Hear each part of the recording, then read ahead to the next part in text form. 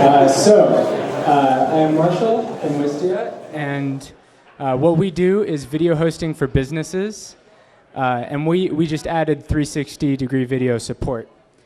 I've spent the last 2 months thinking really hard about how to visualize how people watch 360 videos, and we actually kicked off that project by going to Boston VR meetup a few months ago at the CIC. So it's awesome to have everyone here. So I'm trying to answer the question, how do people watch 360 videos? For content creators, I think that's a really important question to be asking, because it's a new medium. People aren't totally educated about how to watch these videos, and you need that feedback loop to improve the content you're creating. And for platforms, it's also important to understand how people watch the videos so that you can improve the interactions in the player. So as Wistia, we hope to dog food this so that we can improve the drag speed and understand how people expect the axes to be inverted and stuff like that. So answering the question how people watch videos is easy with normal videos, right? It's just a timeline and a Boolean yes or no.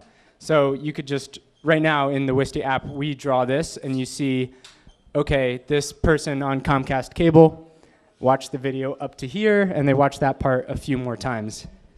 But for 360 videos, that's much more difficult because you have 3 dimensions. You've got time, heading, and pitch. And we had to figure out a way to flatten that and display that in 2-space. So just a warning, the first attempt is pretty ugly. This is just a prototype. Up on top, you see our 360 player. On the bottom, we're just tracking where you went. And if you rewatch the video, we replay that. So it was really basic, but it was just to get a feel for how this tracking worked. Does anyone know what equirectangular projection is? Cool. So if you've seen a map, you know that you give a little more space to the poles.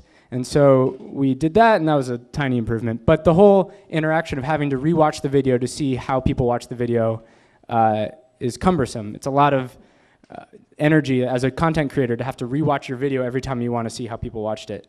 We came up with some other ideas around that. For each person, you'd get a heat map of where they looked and kind of a worm that you could trace through to figure out how they were watching. That was super cumbersome also. There's a lot of interaction here. It reminds me of that like children's toy with like the cable that goes around and the piece of wood that you have to like push around it. I remember that, but this is what this reminded me of, and it's really hard. So then I thought about one of my favorite books, which is Envisioning Information by Tufte. This is one of the coolest visualizations in there, in my opinion. This is it looks dense, but it's like pretty incredible. So this is a Japanese train schedule, and it manages to pack in like 10 dimensions of information in 2-space. So each line represents a train. The x-axis up top is time, the y-axis is station. And so already you know, okay, trains leave at this time from this station and arrive at this station at this time.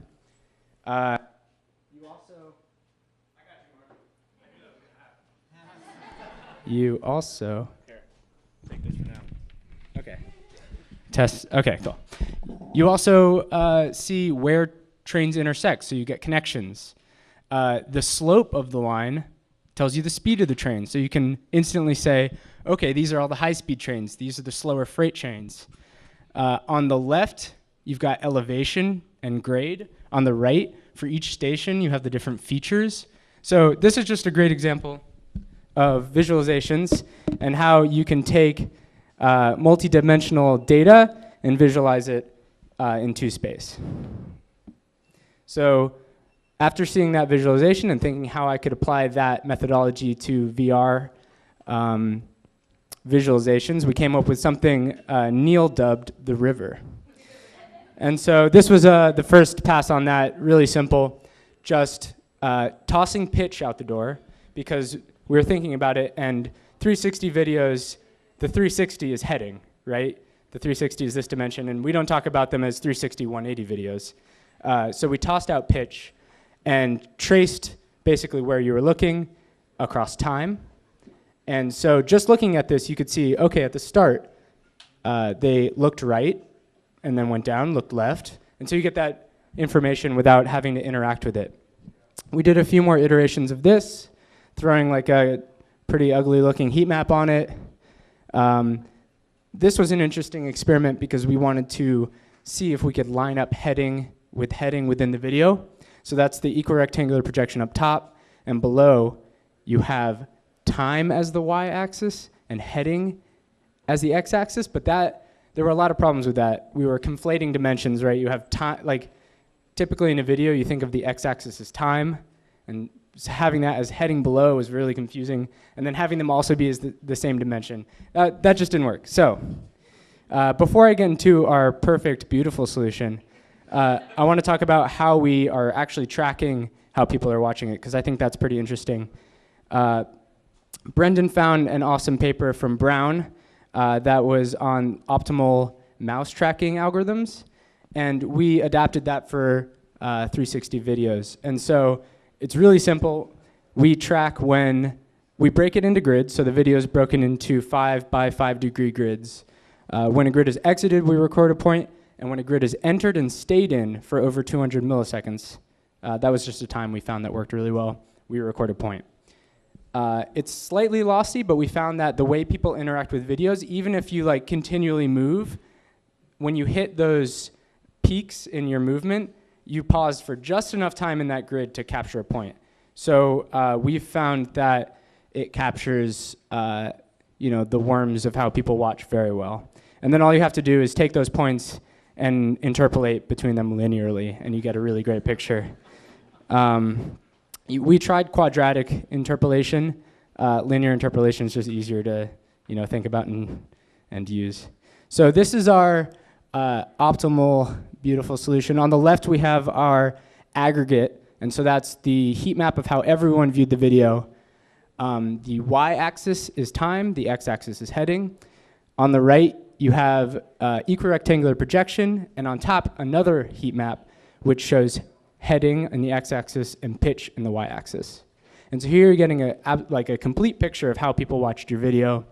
You could see at different parts everyone's looking at our CEO, Chris, as he delivers kind of the talking points in the video, and so you get a really good picture of that. But you see, the other characters also get some focus. So really quickly, you get a good idea of how people watched your video. We also added, so we have that heat map below of how people watched your video over time. We added the ability to track and rewatch it as they did. And so you get this kind of crosshair showing you where they were looking, as well as the worm in the river, as we call it on the left. We also support, so a lot of people, I have kind of a completionist vibe, like in video games. And when I watch 360 videos, I feel like I'm missing stuff. I want to rewatch it to make sure I didn't miss something happening in the corner, or there are some comedy VR videos where they use the space to make jokes, and I'm always worried I'm going to miss them.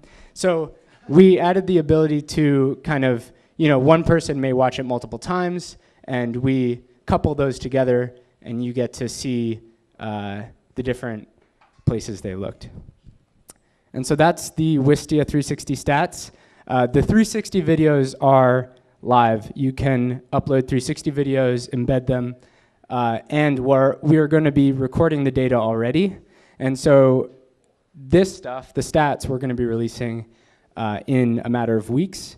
And since we're already recording that data, as soon as we flip it on, you'll get all of this information about your videos. So yeah, that's Wistia 360.